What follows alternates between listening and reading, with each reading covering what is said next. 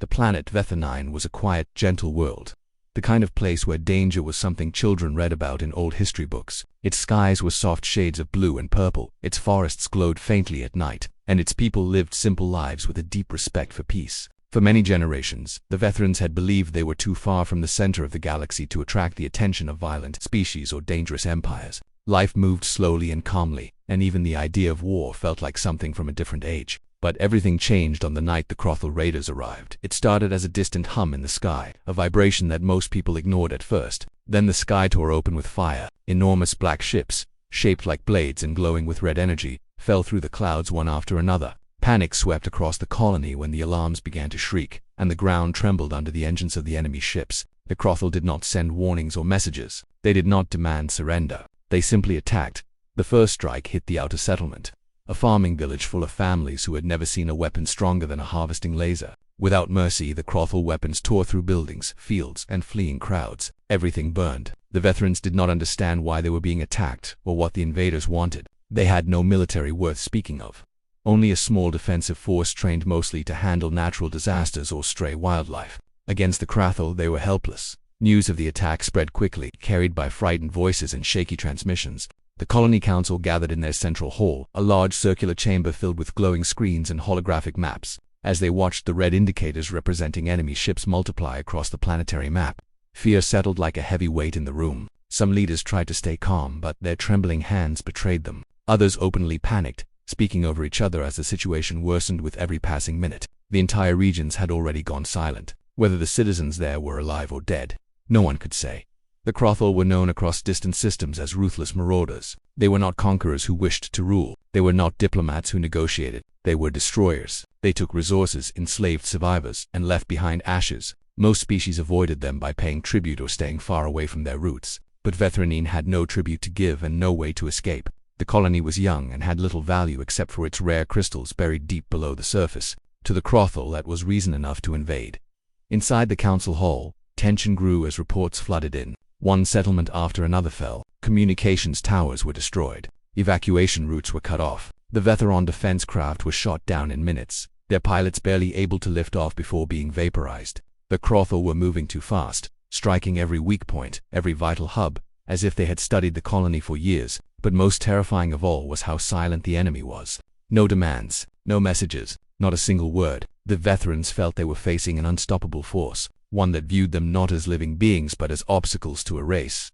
When the council realized their planet could fall within hours, a desperate decision had to be made. Their normal allies were too far away, days or weeks from being able to send help. The neighboring colonies had tiny fleets that were already afraid of the Crothel. No one nearby had the military power to confront such a ruthless force. That left only one option, a species most Vthanines feared as much as they respected. The Deathworlders, known to themselves simply as humans. The Vthanines had heard countless stories about humans. Some said they were incredibly brave, capable of surviving the harshest conditions in the galaxy. Others claimed they were unpredictable, driven by fierce instincts and intense emotions. What every species agreed on was that humans were powerful. They came from Earth, a world filled with storms, predators, and natural dangers that would kill most alien species instantly. Growing up on a death world made humans unusually strong, both physically and mentally. Their military technology was rumored to be as terrifying as the conditions they evolved in. Some called them protectors, others called them monsters. No one ever called them weak. The council hesitated. Asking the Deathworlders for help felt like calling a storm to stop a fire you might survive. But nothing would be the same afterward. Still, with the Crothel closing in and citizens dying every minute, there was no choice. The colony's chief coordinator, an elderly veteran named Malin, stepped forward. His voice was steady despite the fear in his eyes. He told the council that if they delayed any longer, the colony would be lost. The Deathworlders were their only hope. The council agreed unanimously. A distress signal was assembled quickly, but even that process was chaotic. The communications team worked under dim emergency lights as power flickered across the city. In the background, distant explosions shook the ground, reminding them how little time they had left. The message had to be short because long-range transmitters were failing one by one. The technicians could already see the Crothel ships approaching on their scanners. Fear tightened every movement, every breath. The final message was an emotional, hurried plea. It described the invasion, the casualties, the collapsing defenses, and the urgency. The team begged any human ship in the region to come. They did not know how much of their message would survive the damaged systems or the interference created by the Crothel attack. They simply hoped that somewhere, somehow, the Deathworlders would hear them. When the transmission was ready, Milan placed his hand on the activation panel. His voice was quiet as he whispered a prayer for his people. Then he pressed the button. A bright pulse of energy shot through the transmitter, carrying their desperate message into the endless darkness of space. The whole fell silent. Some council members cried softly. Others stared blankly at the monitors, unsure whether help would arrive, or whether they had just sent their final message before extinction. Minutes stretched into hours. The Crothel were drawing closer to the central city. The sky glowed with red lines as enemy ships descended. Civilians ran through the streets, trying to reach shelters that would not protect them for long. Every heartbeat felt like the last. The veterans kept checking their scanners, hoping for even the smallest sign that anyone had heard their call, and then, just when hope was turning into despair, something changed. A faint signal appeared on the edge of their long-range scanners. At first they thought it was another Crothel vessel, but the readings were different. The silhouette was different. The energy signature was something no Vthanine had seen in decades. Smooth, powerful, controlled, familiar. It was human. The council chamber erupted with emotion. Some cheered, others collapsed with relief. Even Malin, who had spent his life hiding his emotions behind calm wisdom, let tears fill his eyes. For the first time since the invasion began, hope returned to the people of Vthanine. They believed salvation was finally coming. Word spread quickly throughout the colony. Families huddled together in shelters whispered that the Deathworlders were on their way. Injured soldiers lay in makeshift medical tents, smiling weakly at the news. Parents tried to comfort their children by telling them stories about human bravery, stories in which the Deathworlders always arrived just in time to save the innocent. The veterans clung to these stories like lifelines, imagining that powerful human ships would soon appear in the sky and drive the Crothel away with precision and skill. They did not know that humans, upon hearing a distress call, especially one transmitted in such panic, never assumed a small intervention was needed. They did not know that humans interpreted desperation as a signal to use overwhelming force. They did not know how different human war doctrine was from their own peaceful ways. As the veterans waited, they imagined a rescue mission. The humans, however, were preparing for something far more severe. High above the planet, the faint signal slowly sharpened, becoming stronger, clearer, and closer. More human ships appeared beside the first, their formation growing with every passing minute. But the veterans did not yet see them. They only saw their scanners filling with unfamiliar but reassuring shapes. The Deathworlders were coming in numbers larger than anyone expected. Malin watched the screens with a mixture of relief and worry. He knew the humans were powerful, but he did not know how they would interpret the situation. He feared they might think the colony was already lost. He hoped they would not arrive too late. Still, he trusted them because he had no choice. His people had called for help, and the Deathworlders had answered. Outside, the sky burned brighter. The Crothel forces advanced. Buildings shook. Sirens wailed. But in the middle of all the chaos, the veterans felt a strange calm rising within them. Help was truly on its way. The Deathworlders, with all their strength and all their fearsome reputation, were approaching fast. What the veterans could not imagine yet was that the help they had asked for would change their world forever. They thought rescue was coming. They did not know annihilation was coming with it. And so, as the first human ships prepared to exit faster than light travel, and as the Crothel tightened their grip around the colony's final defenses, the stage was set for a confrontation unlike anything the gentle people of Vthanine had ever witnessed. Their plea had been heard across the stars, but the response that was coming would be far greater, far more powerful, and far more devastating than they ever expected. The Deathworlders were nearly there. The galaxy would soon feel their arrival. When the human fleet began to arrive, it did not happen quietly. Space around Vthanine shimmered like rippling water, bending and twisting as the first ships began dropping out of faster-than-light travel. At first, the veteran scanners detected only faint distortions, like soft whispers in the background of the cosmos. But those whispers became roars as one massive starship after another emerged from the void. To the veterans watching from their control room, the sight was both breathtaking and terrifying. Human ships were unlike anything most of them had ever seen. They were not elegant or artistic like Vthanine architecture. They were not carved with glowing patterns or gentle curves like the ships of peaceful species. Human ships were brutal, heavy, and powerful, shaped like metal beasts prepared for battle. Thick armor plates covered their surfaces, engines pulsed with deep blue light, and weapon ports lined their hulls like the teeth of predators ready to bite for a moment. The Vthanine Council forgot their fear of the Crothel. They stared at the screens with wide, stunned eyes as the human fleet kept appearing, one ship, then 10, then dozens, until the space above their planet was filled with the unmistakable presence of Deathworlders. The first ship to arrive was the Horizon Breaker, a colossal command vessel longer than several Vthanine cities placed end to end. It was the pride of the human fleet, designed not to intimidate but to survive anything the galaxy could throw at it. Its surface looked like a floating continent made of metal and fire, with docking bays large enough to hold entire Vthanine settlements. When the Horizon Breaker appeared, its arrival sent shockwaves through space so strong that even the Crothel ships paused for a moment, unsure of what they were sensing.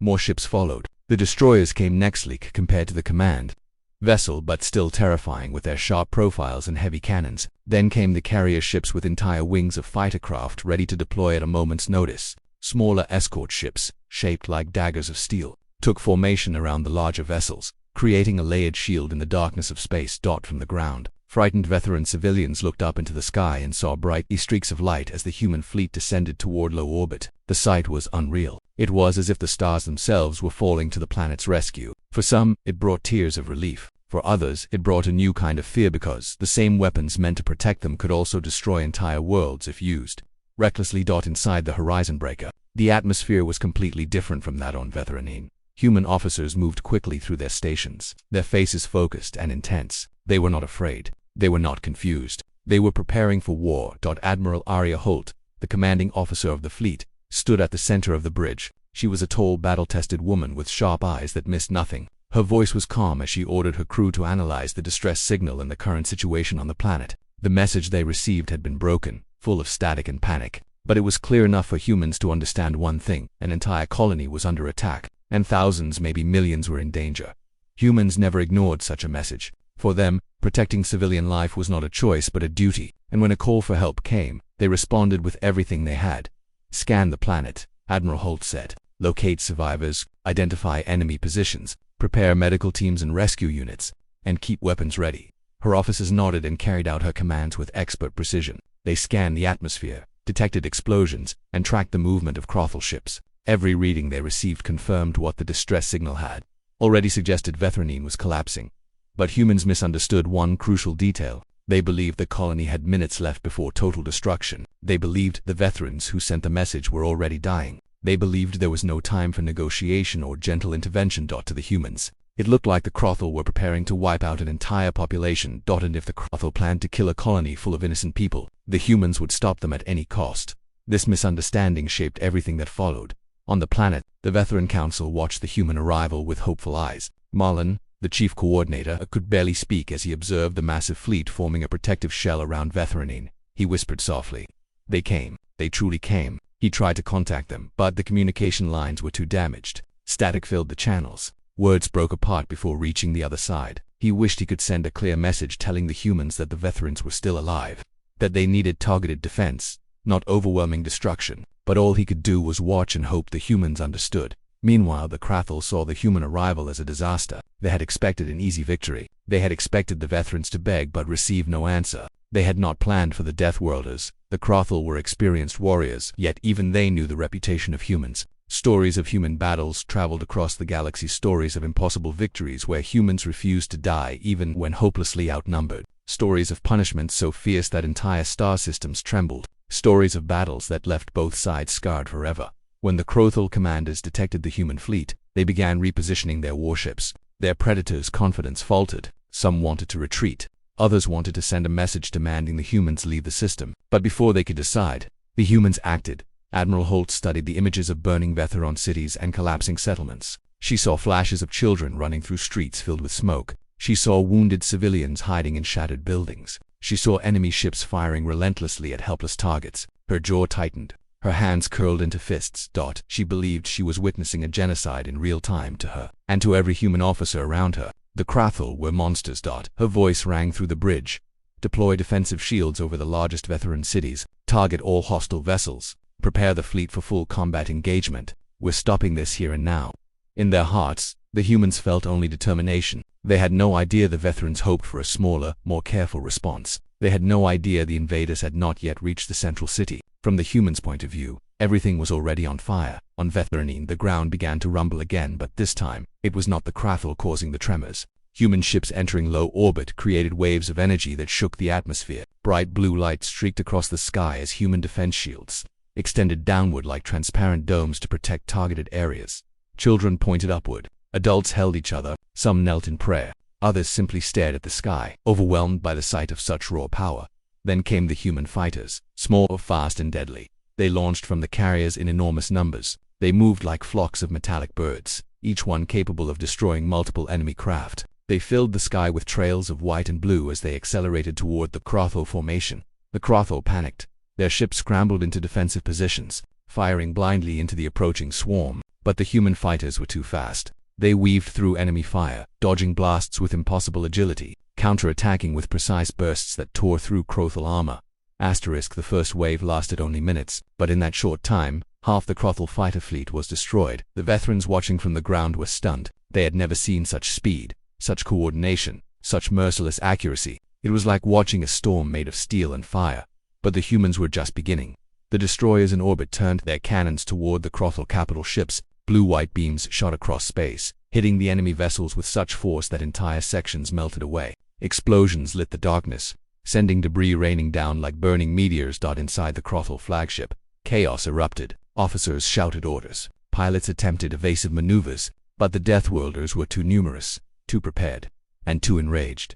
Every human officer believed they were fighting to save lives. They believed they had arrived at the final moment, just in time to prevent complete extinction. Their hearts burned with protectiveness, anger, and determination. That emotional fire fueled their aggression. On the ground, some Vthanines cried with relief. Others felt something colder, a realization that the humans were not just rescuers. They were a force of nature, unstoppable once unleashed. Malin watched the destruction unfold on the monitors. His hands shook. He was grateful, but he was also frightened.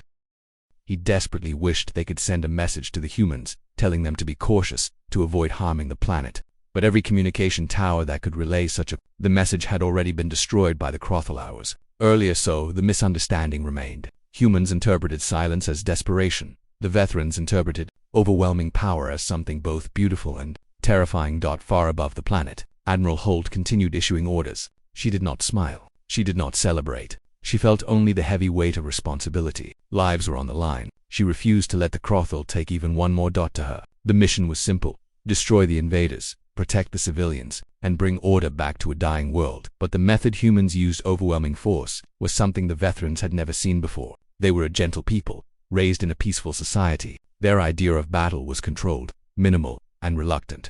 Humans did not fight that way. Humans fought with absolute determination to end threats entirely. As the Crothel realized they could not win, they began to retreat, but the humans did not allow them to escape. Every enemy ship trying to flee was hunted down by human fighters. Every attempt to hide behind asteroids or debris was countered by precision scans and well-aimed missile strikes.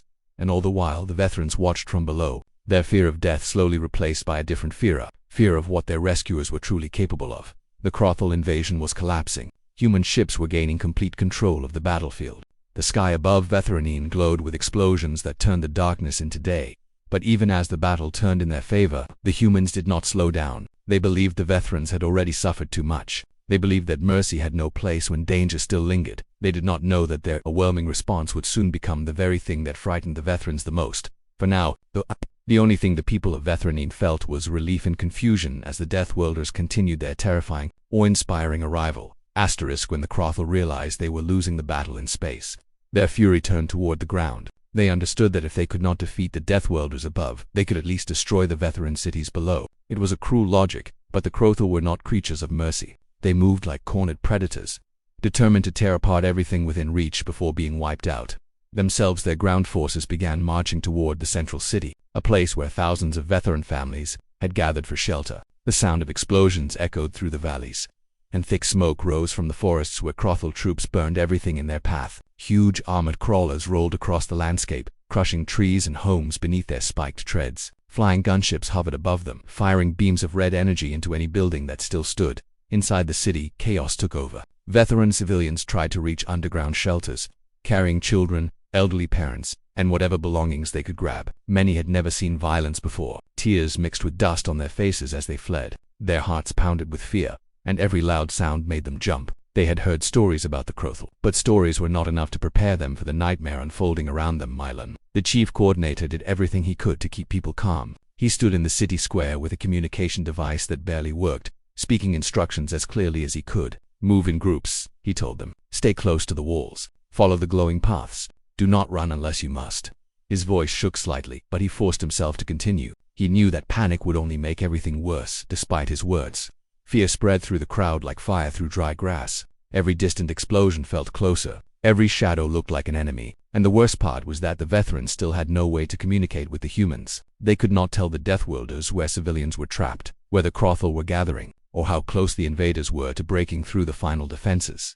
Above the planet, Admiral Holt watched the ground situation unfold through satellite images and thermal scans. Her face darkened as she saw Crothel forces closing in on civilian zones. To her, it looked like the invaders were preparing to execute the people they could not enslave. She believed the Vthanines had minutes left.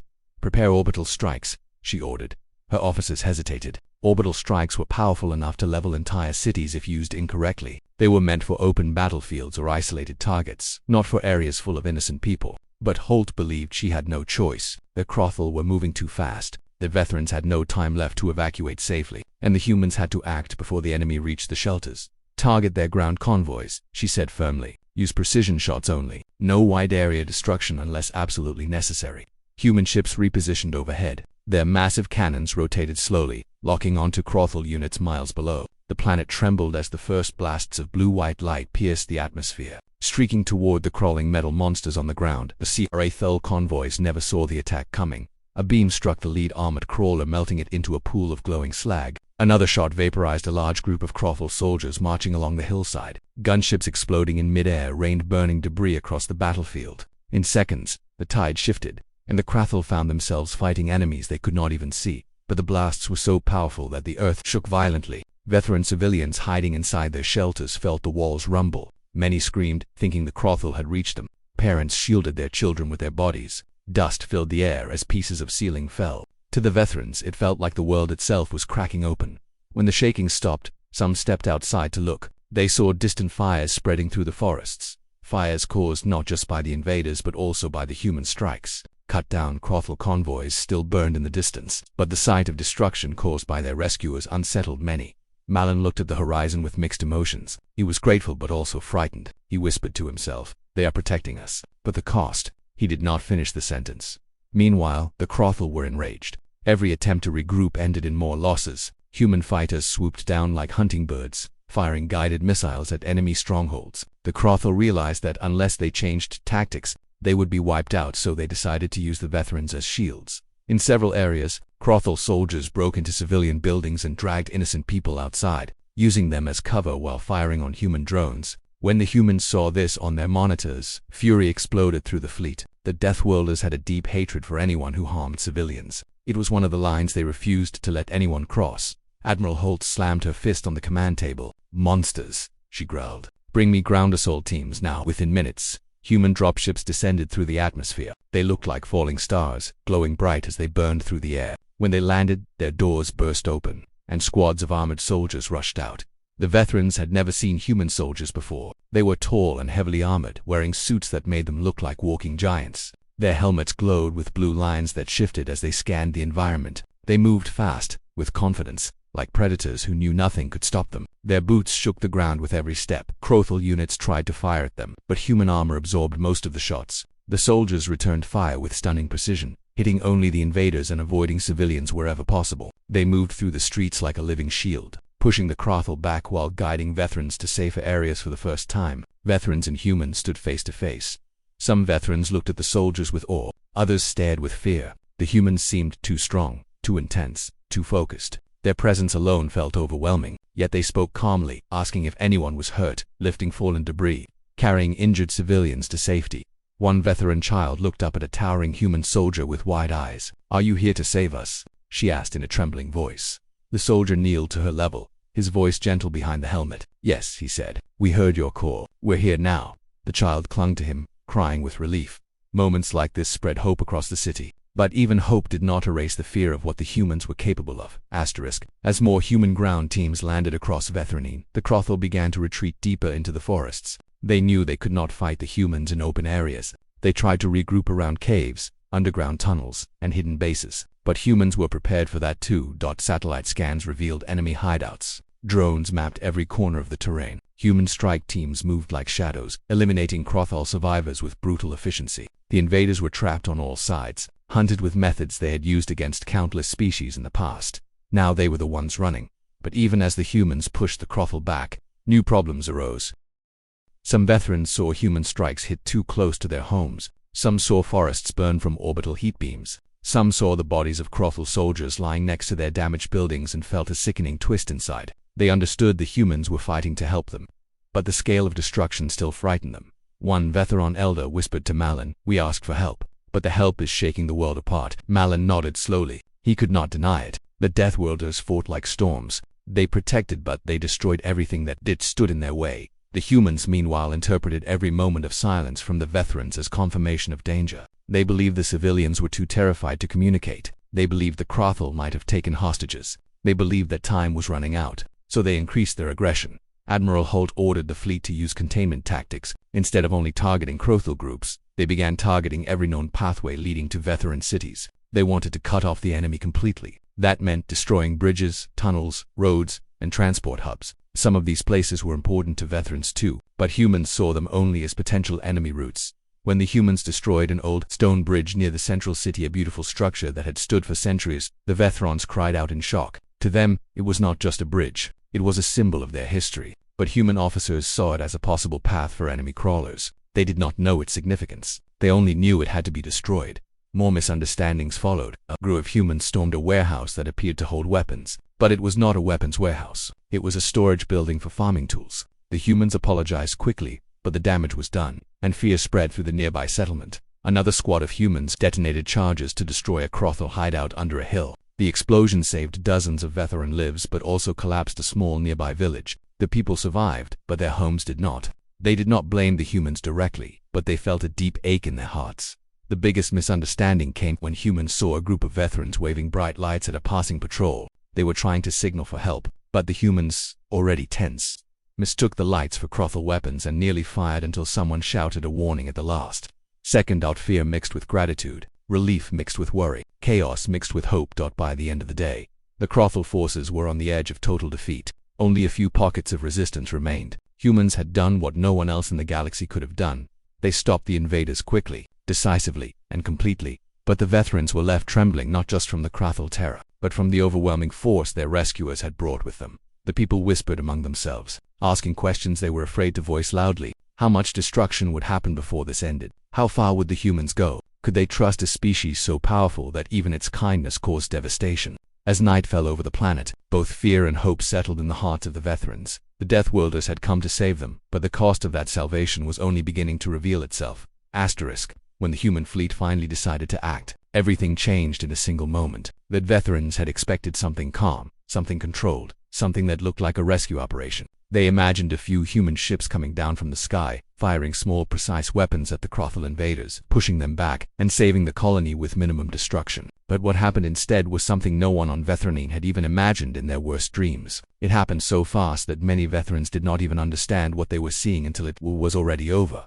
The sky above the colony darkened as hundreds of human warships positioned themselves all around the planet. They moved with a kind of silent confidence, like predators taking their place before attacking prey. The Vthanines on the ground looked up and felt their hearts tighten. Some whispered to each other, wondering why there were so many ships. Others tried to comfort their families, saying maybe this was just how humans operated. But deep down, a worry began to grow. Something felt different. Something felt heavy. Inside the human command ship, the mood was completely different. The officers had already decided that the threat level was at the highest point. They believed the colony was minutes away from being wiped out. According to their protocols, such a situation required a full or overwhelming retaliation, one powerful enough to completely remove the enemy's ability to fight. The humans did not think about how their actions would appear to the Vthanines. They were focused only on one thing: ending the enemy threat as quickly and completely as possible. When the order was given, the human fleet acted instantly. A wave of bright lights flashed from the ships, hundreds of them, thousands even. At first, the Vthanines thought these lights were stars, but in seconds they understood. These were weapons.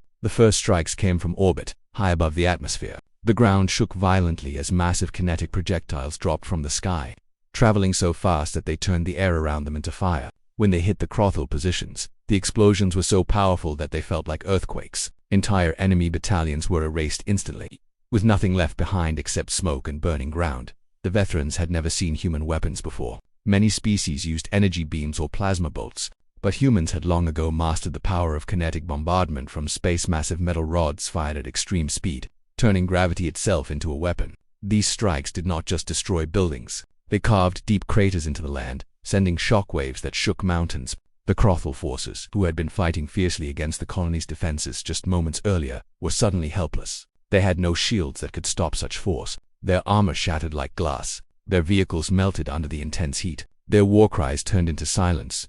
Some veterans tried to run for shelter when the bombardment began. Others fell to the ground, covering their ears as the explosions echoed across the plains. Many simply stood frozen, unable to process the scale of destruction. They had asked for help, not for the end of the world. And yet, that was what it felt like, the end of everything they knew. High in the sky, the human battleships continued their attack. Every Crothel ship that tried to escape was targeted. Missiles streaked across the darkness like falling stars. One after another, the Crothel warships exploded in brilliant flashes, breaking apart into pieces that fell burning into the atmosphere. Some veterans watching from the colony platforms felt both awe and terror. They had heard stories about the Deathworlders, stories about their strength, their technology, and their war instincts, but seeing it in real life was completely different. It was terrifying in a way that words could not easily explain on the ground.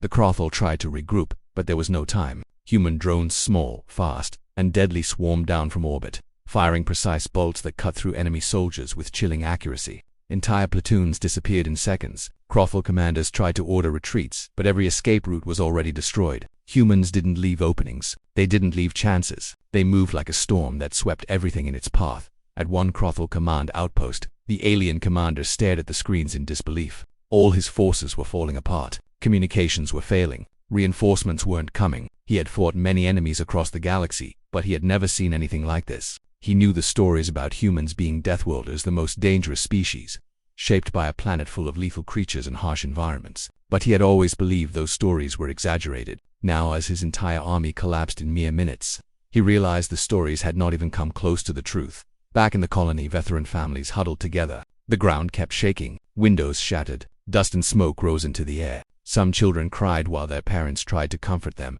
even though the parents themselves were shaken in fear. Many veterans wondered if they would survive the bombardment themselves. The humans had not warned them about the attack. They had not told them to move to safety, and the strikes were so powerful that even the ground near the colony trembled like it was alive in the control room. The veteran governor watched the destruction through his screen. His face was pale, and his hands trembled. When he had sent the distress signal earlier, he had believed he was saving his people. But now, watching the sky burn and the ground erupt, he wondered if he had made the biggest mistake of his life. Yet there was nothing he could do. The humans were in control now, and the colony was just a silent witness to their overwhelming power. The human fleet continued the operation methodically. Every Crothel bunker was targeted. Every artillery position was wiped out. Every hiding place, every trench, every vehicle, every weapon, everything was destroyed. The humans believed that leaving even a single enemy soldier alive could endanger the colony again, so they made sure nothing survived. The bombardment lasted for what felt like hours, though in reality it was much shorter. Time moved strangely during such intense destruction. For the veterans, it felt endless. Eventually, the strike slowed. The last Crothel warship exploded in the sky, leaving a trail of burning debris that fell like meteor showers. The drones returned to their carriers. The kinetic projectiles stopped falling. The thunderous explosions faded into silence. For the first time in a long while, the air became still. But it was not a peaceful silence. It was the silence that comes after a storm, the kind that carries shock and confusion.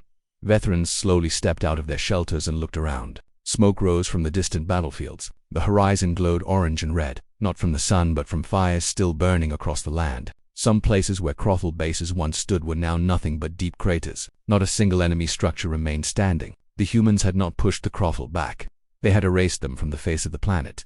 Many veterans were grateful to be alive, but at the same time, they felt something else, something darker. They felt fear, the kind of fear that changes how a person looks at the world. They realized that humans did not fight like other species. They did not hold back. They did not hesitate. When they saw danger, they removed it completely, without worrying about who might be watching. Some veteran soldiers who had survived the early battles stood in stunned silence. They had been trained to fight enemies, not witness the destruction of entire armies in a matter of minutes. One soldier whispered to his commander, asking if this was really help or something else. The commander had no answer. He just stared at the burning fields and tried to understand the scale of the destruction himself. Even the humans on the ground, once they landed to confirm the end of the threat, we seemed unaware of how intimidating they looked to the veterans. They walked confidently, their armor gleaming, their weapons ready. They checked the battlefield with calm, professional movements. To them, this was simply another mission completed successfully. But to the veterans watching from a distance, that humans looked like beings who had stepped out of legends, unstoppable and frightening. The bombardment had ended, but its memory had only just begun. The veterans knew they would never forget what they saw. They had asked for help, and the humans had answered, but the help had come in the form of annihilation. An annihilation so complete that it changed the way the colony would think about Deathworlders forever. For now, though, that colony could only watch the smoke rise and wonder how much of their world had changed in just one day. When the chaos of battle finally subsided, a strange silence fell across Vthanine. The Crothel invaders were gone. Not a single warship remained in orbit. Not a single soldier moved across the plains. The Vtharan skies, once filled with fire and explosions, were now empty, except for the occasional glimmer of human ships still hovering above in controlled formation. It was a silence that brought relief, but it was also heavy, almost suffocating. The people were alive, but their world had been transformed in ways they could barely understand. From the ground, Vtharans cautiously emerged from their shelters. Streets that had once been full of people, children playing, and the soft hum of daily life were now covered in dust, smoke, and debris. Craters scarred the land, where Crothel forces had been obliterated by human kinetic strikes. Trees that had survived the initial invasion had been burned or shattered by the sheer force of the attacks from orbit. Buildings that had stood for generations had collapsed, either from explosions or from the energy blasts the humans had used to destroy enemy targets. Yet, despite all this destruction, there was no sign of the Crothel-only silence. For many Vtharans, stepping out into the open was terrifying. They had survived, yes, but they had witnessed a force so overwhelming, so indiscriminate in its power, that it was almost impossible to comprehend. Children clung to their parents wide-eyed and trembling, staring at the scars of the battlefield. Elderly citizens wandered the streets, hands shaking, muttering prayers for their lost neighbors. Even those who had not been directly in the path of destruction felt the weight of it in their hearts. Vthanine was alive, but it was no longer the same dot in the council chamber. Malin and the surviving leaders gathered, trying to assess the damage. They had called for help. They had prayed for the humans to save them, but the result was not what they expected. Reports came in from around the planet. Some areas had been saved entirely from the Crothel. Entire battalions had been eliminated with precision. Civilians who had been trapped in destroyed buildings were carried to safety by human ground teams. Injured children were loaded into medical transport drones, their wounds treated with advanced technology the Vtharans had never seen before. In every way, the humans had completed their mission flawlessly. They had stopped the enemy. They had saved lives. And yet, the scale of what they had done left the Vtharans shaken. The first human teams to land on the planet were met with a mixture of awe and fear. Human soldiers moved with an almost unnatural confidence. Their armor reflected the fire of the burning landscapes, their weapons still humming with power, their expressions calm and unreadable behind their helmets. They carried the injured, distributed supplies, and began assessing the battlefield with professional efficiency. To the Vtharans, they were both saviors and something beyond comprehension. They had the ability to destroy, to protect, and to command with authority over every inch of the land they had just entered. It was unlike anything the Vtharans had ever experienced. That the human soldiers did not seem concerned with the reactions of the local population. They focused entirely on the task at hand. They asked questions about remaining threats, locations of civilians, and areas where the Crothel might have hidden. They moved quickly, and their very presence seemed to alter the atmosphere. Where humans walked, the Vtharans felt both safety and an undercurrent of fear. That humans were not cruel. They were efficient. They did not pause to admire the scenery. They did not linger over the horror they had just witnessed. To them, it was simply the next phase of the mission: secure, stabilize, and move forward. Some Vtharans attempted to communicate with the humans, trying to explain where civilians might still be trapped or which areas were safe for medical operations. The language barrier was difficult, but the humans quickly adapted, using visual translators and gestures. They spoke little, but when they did, their words carried authority. They instructed Vtharans to stay in designated zones, to follow specific paths, and to allow the soldiers to carry out their tasks without interference. The Vtharans, grateful yet overwhelmed, complied. They could see that even a minor misunderstanding could have catastrophic consequences given the humans' capacity for decisive action. As the humans continued to secure the area, the Vtharans began to realize the true scale of what had occurred. Where they had expected the Crothel to be pushed back in a series of tactical strikes, they saw that the enemy had been eliminated almost entirely. Their ships were destroyed in orbit, their ground forces eradicated, and even their supply depots had been obliterated. The humans had removed every possible threat in one overwhelming wave of power. It was beyond anything the Vtharans could imagine. For some, it was awe-inspiring. For others, it was horrifying. One of the more unsettling aspects for the Vtharans was the silence of the human soldiers themselves. They did not celebrate. They did not gloat. They did not even show visible relief. They moved calmly, efficiently, methodically. In the middle of a destroyed world, they were the only force that seemed unshaken. For the Vtharans, this calm was both reassuring and frightening. It was a demonstration of absolute control, a reminder that the humans were capable of destruction on a scale the Vtharans had never witnessed. It was clear to everyone watching that the humans were not limited by hesitation or fear. They acted decisively and without mercy toward any threat. The aftermath of the battle was complicated. Many Vtharan families returned to their homes, only to find them destroyed. Entire neighborhoods had been flattened, sometimes by Crothel attacks. sometimes by the necessary measures the humans had taken to eliminate the invaders. Fires still burned in some areas, and the smell of smoke and scorched metal filled the air. Roads were broken, bridges had collapsed, and the landscape itself had changed. It was a victory, but it was not without cost. The Vthanines were alive, but their planet felt unfamiliar, as if the very Earth had been reshaped by the human intervention. As the humans moved through the territory, they encountered small groups of surviving Crothel, attempting to hide or escape. Every encounter was swift and decisive. The humans did not hesitate. They neutralized threats immediately, often without firing a single shot, relying instead on tactics, intimidation, and overwhelming presence. The few remaining Crothel survivors were captured for questioning.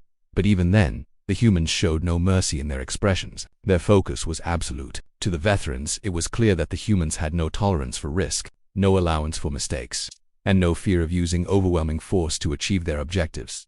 Vthanine medics and volunteers worked alongside the human teams to care for the wounded. Hospitals had been damaged or destroyed, but the humans brought advanced medical units capable of treating injuries far beyond the capacity of local technology.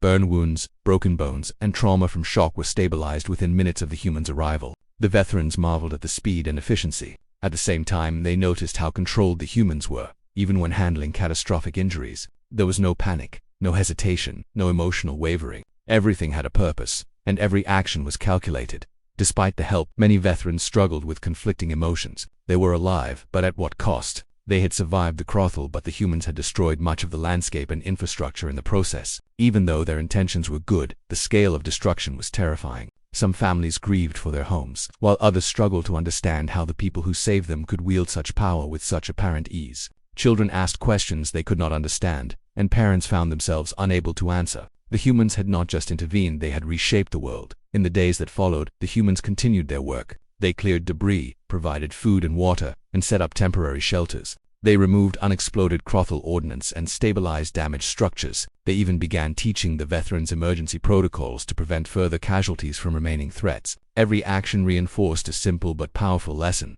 The humans were protectors, yes, but their way of protecting was absolute and overwhelming. They acted with authority that left no room for argument or delay. Even after the Crothel had been neutralized, the Vthanines remained cautious. They noticed the way humans moved, the way they spoke, and the way they carried themselves. Everything was efficient, purposeful, and direct. There was no hesitation. It was clear that the humans could destroy entire armies in minutes, yet they chose to focus on saving lives instead. The Vthanines understood that this was not weakness or carelessness. It was control, mastery, and a way of thinking completely foreign to their culture.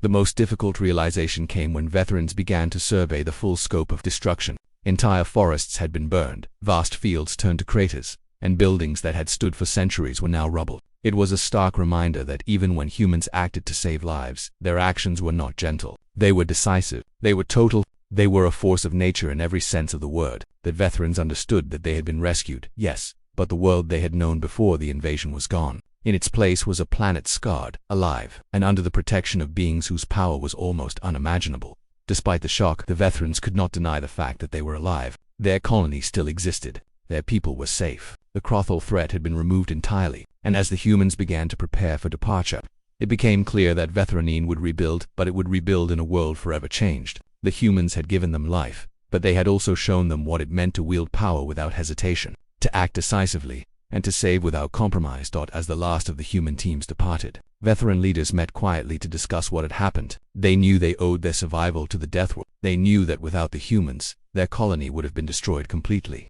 But they also realized that the humans were not like any other species they had ever known. They were not just saviors, they were absolute, overwhelming forces. Their kindness came with power, and their protection came with destruction. And in that knowledge lay both gratitude and fear, a reminder that sometimes the price of survival is not just life itself, but the recognition of a power that could reshape everything at any moment.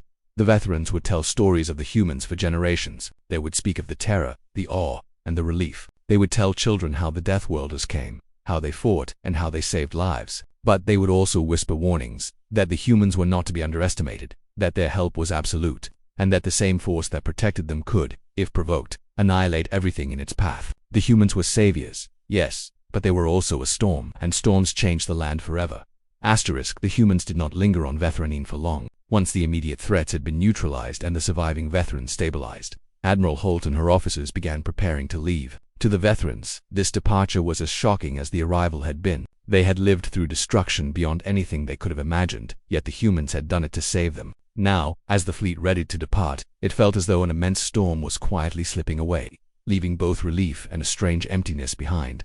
The people watched in silence, unsure what to say, unsure how to feel. Their lives had been saved, but the planet they had known had been irrevocably changed. Even as the humans packed up, they did so with meticulous precision. Every weapon system was powered down in an orderly sequence. Every medical unit was secured, every drone accounted for. Their transport vehicles left the ground as quietly as they had arrived, almost like shadows moving across the planet. The veterans could see them lifting off into orbit, their engines leaving faint trails of blue light in the sky. The fleet slowly formed into position, ready to jump back into faster-than-light travel. It was a departure executed with the same deadly efficiency that had defined their arrival. For the humans, the mission was over. For the veterans, the after-effects would last forever. Once the humans were gone, the veterans faced the immense task of rebuilding their lives. They had survived a devastating invasion, and they had been saved by an alien race unlike any they had known. But the price of survival was evident everywhere. Entire forests had been leveled. Entire neighborhoods had been obliterated. And the planet itself bore scars from the immense firepower the humans had used. Some families returned to homes that no longer existed. Some children could no longer recognize the streets they had played in. That veterans realized that survival had come not as a gentle blessing, but as a forceful intervention that had changed everything. The surviving leaders convened in a temporary council chamber, trying to decide what to do next. Marlon, still shaken from the events, spoke with a mixture of awe and fear. "They saved us," he said quietly, "but they changed the world in the process. I do not know if we can ever forget it, or if we will ever understand them." Others nodded in agreement. They could see clearly that the humans were unlike any other species they had encountered. Their technology was far beyond anything Vthanine had ever seen. Their tactics were precise and overwhelming, and their willingness to use that power, even in service of saving lives, left a deep impression. It was both terrifying and humbling. In the weeks following the battle, the veterans began rebuilding. They received guidance from the human protocols, left behind strategies for fortifying remaining structures, emergency plans for evacuations, and methods to stabilize areas affected by the bomb. It was clear that the humans had thought of everything. Even after leaving, they had ensured that the veterans could survive future threats. Still, the scale of what they had done left lasting psychological impacts. Children had nightmares of explosions and falling debris. Adults could not shake the memory of how completely the humans had erased the Crothel forces, and the elders, who had lived through decades of peace. I struggled to reconcile the sudden, absolute violence with a rescue that had saved them. One of the most challenging aspects for the veterans was understanding the humans' motives. They had saved lives without hesitation, yet their methods were extreme. The veterans were a species that valued careful planning, diplomacy, and measured action. Even when facing danger, they would consider consequences before acting. Humans, however, seemed to operate on an entirely different principle. When they saw a threat, they eliminated it entirely, without delay, without hesitation. To the veterans, this approach was both admirable and terrifying. They had been saved, but they had also witnessed a force that could, if needed, destroy the planet entirely. Despite their fear, many veterans began to feel a deep sense of gratitude. Their lives had been spared, families had been reunited, the Crothel threat had been removed, and they had been given the chance to rebuild. The humans had acted decisively, saving thousands of lives in a matter of hours. And though the methods were overwhelming, the result was undeniable. The veterans slowly began to recognize that sometimes survival required actions that defied their understanding of morality, actions that were frightening yet necessary. The humans' departure left a unique mark on the planet. Their ships had left small energy signatures across the landscape, areas where energy fields had briefly interacted with the ground, leaving subtle, almost invisible traces. Some veterans considered these marks signs of protection, a kind of blessing left behind. Others saw them as warnings, evidence of a power so immense that it could be devastating if misused. Scholars and children alike studied the remnants, trying to understand the beings who had saved them and the sheer scale of their abilities. As time passed, the veterans rebuilt their cities, restored farms, and repaired communication networks. They worked tirelessly, motivated by the memory of their near destruction and the humans' intervention. Their culture slowly adapted to include lessons from the battle. Emergency response drills became more rigorous. Defensive structures were improved. New strategies were developed to handle potential threats, inspired by the humans' decisive actions. The veterans began to prepare for a future in which they would no longer be entirely dependent on others for protection, though they knew that no other species could match the humans' capabilities. Stories of the human intervention began to spread across Vthanine. Children grew up, hearing tales of the Deathworlders' arrival, the terrifying power of their ships, and the relentless efficiency with which they destroyed the Crothel forces. These stories were told with both admiration and fear. The humans became legends not just for their strength, but for the paradox of their nature. Saviors who destroyed in order to save, protectors whose presence was both comforting and terrifying. The memory of that day became a cornerstone of Vthanine culture, a lesson in the complexity of power and morality. Even years later, when the immediate scars of battle had faded, the psychological impact remained. Some veterans spoke of the humans, in hushed tones, describing the overwhelming calm and authority of the soldiers, the destructive efficiency of the orbital strikes, and the precision of the ground interventions. Others spoke more openly, celebrating the survival of their people and the end of the Crothel threat. The humans' influence persisted, not as rulers or occupiers, but as a reminder of what it meant to wield power without hesitation, to act decisively in the face of danger, and to value lives above all else, even when the methods were terrifying. Mylan, now older and wiser, often reflected on the events of that day.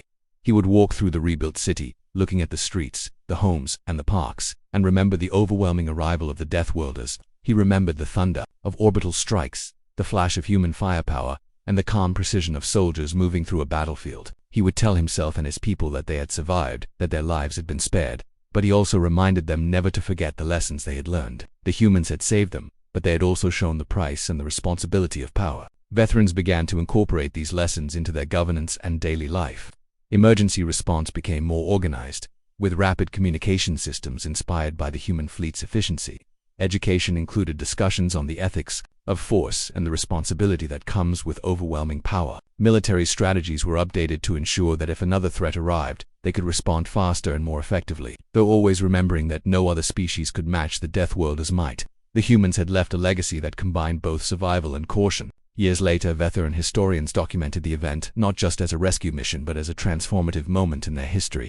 They studied every detail of the human intervention, from the timing of the orbital strikes to the precision of ground operations. Scholars debated what the humans' arrival meant for the galaxy as a whole.